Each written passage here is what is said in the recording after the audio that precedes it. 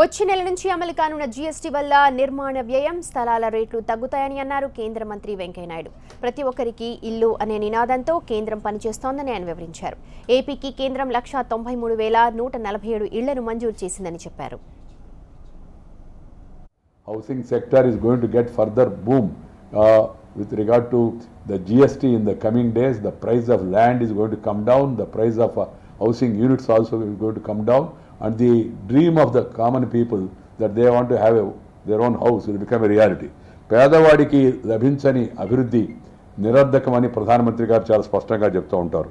అందుకే ఆయన ఇంక్లూజివ్ అంటే సకల జనులకు ప్రయోజనం కలిగించే అభివృద్ధిని చేపట్టాలని చెప్పని ఆయన అన్ని విభాగాలకు కూడా ఆదేశాన్ని ఇవ్వడం జరిగింది.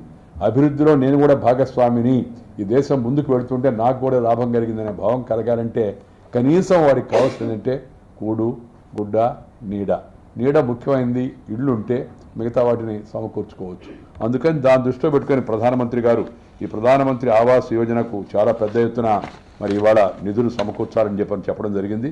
నేషనల్ హౌసింగ్ బ్యాంక్ 20,000 కోట్లు దానికి కోర్ ధనంగా మూలధనంగా 2017-18లో కేటాయించడం జరిగింది. విదేశ ప్రత్యక్ష పెట్టుబడులను కూడా దీంట్లో మరి అనుమతించారు. ఆటోమేటిక్ రూట్ కింద ముందుగా అనుమతి తీసుకోవాల్సిన అవసరం లేదు.